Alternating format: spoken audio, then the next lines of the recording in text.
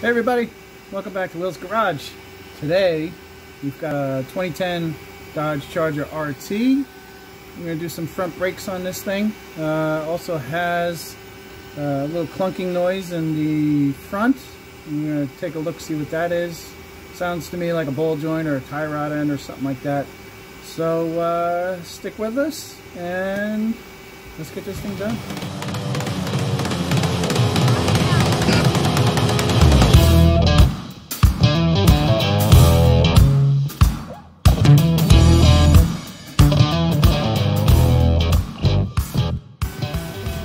As always, don't forget to like, subscribe, give me a big thumbs up if you like this video, and leave a comment below. Let me know how you guys are liking these videos. First step with any brake job, take the wheel off. Today we're doing the front pads and rotors on this car. Customer had said that they replaced the pads. Last time I told him they needed brakes, but didn't change the rotors. Now the pads are still pretty good, but he's complaining that the thing is just pulsating really bad. And he hits the brakes, it's getting a heavy vibration, and that's because the rotors are warped.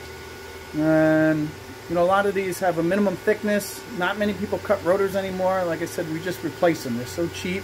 Just change the rotors when you change the pads. You'll thank me later. Like I said, you start with a fresh slate. The brakes will stop better. You won't have any noises. You won't have any pulsation. You're just all around better brake job.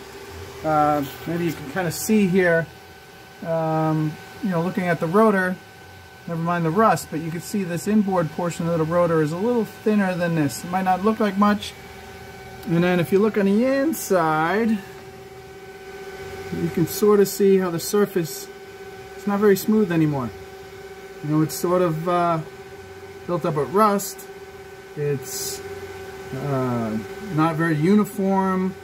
You know, you're not really getting good clamping force, or at least not good clamping surface on the inside. On the outside, see that? Nice and smooth.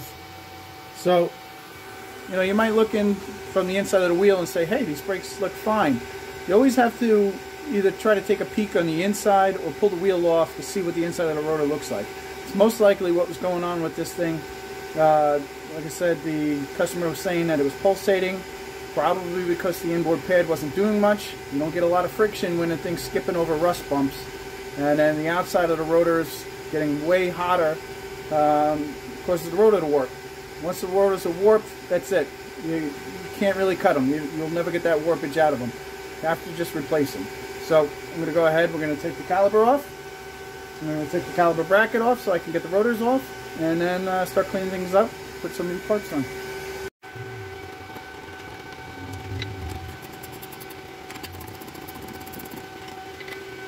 Here's a little time-saving tip I like to do. This car especially has 2-piston front caliper. I like to retract the caliper while it's on the car, so I don't have to try to fight with it with a C-clamp or some kind of caliper compression tool. So usually some of these calipers will have a hole somewhere in here. You can usually pry in between. This one I'm just going to try to pry right off of the bracket here and see if I can do it. Holding.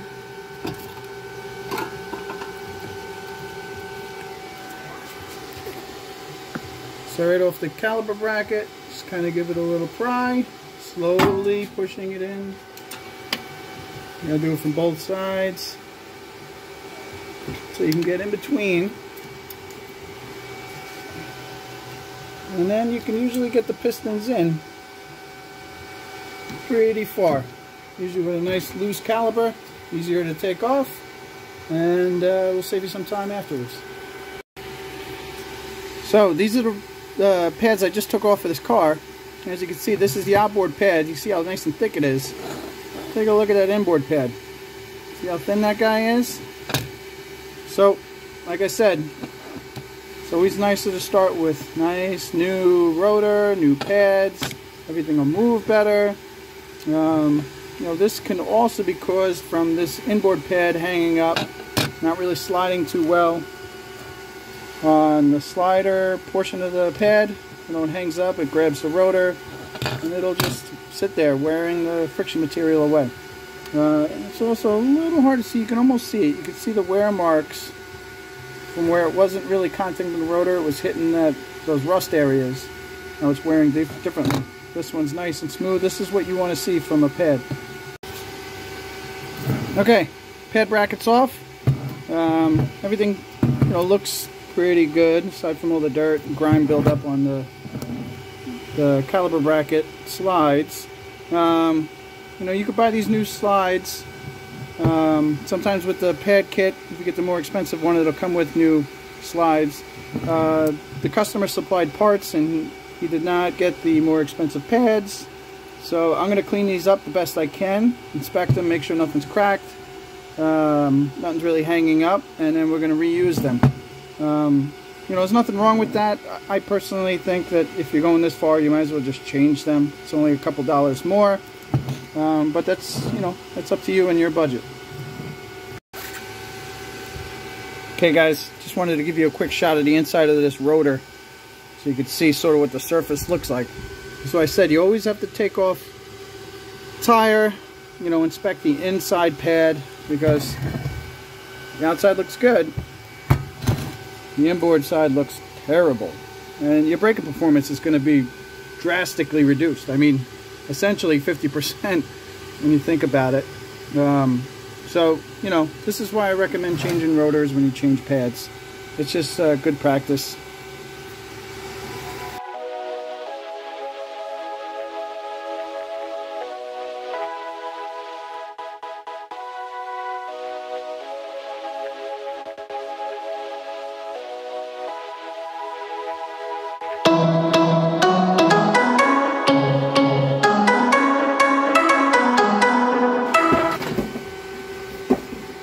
I cleaned up the pad slides. Like I said, we were reusing these, so I cleaned them up the best I could, and then they could go back onto the car, and then we can start loading into the pads.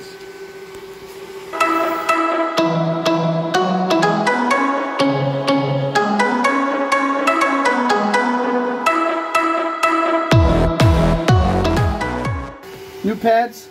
This particular brand of pads has the noise indicators on both the top and the bottom, and on both pads, inboard and outboard, so it doesn't quite matter which one goes where. Get the pads on, make sure everything goes on easy. You should feel no binding, and we'll see if my little trick worked to get this on. No. Let's see. Got me close, not close enough.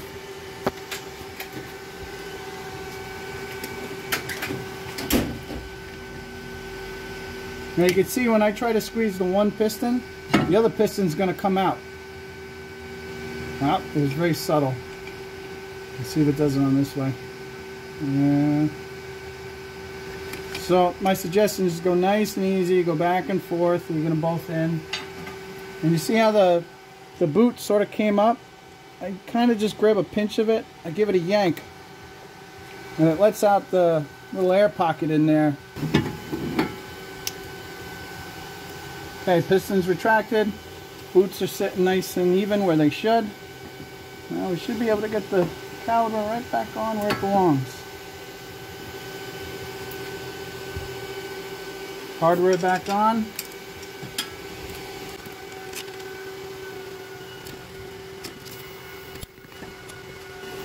Alright, that's pretty much it. It's as simple as it is to do brakes on this car. Make sure when you're driving it, the brake's going to have to brake in for a couple of miles, so go easy on the braking, no heavy stopping, and that's it. So if you like this video, please like, subscribe, leave me a comment below, and I'll post some more videos.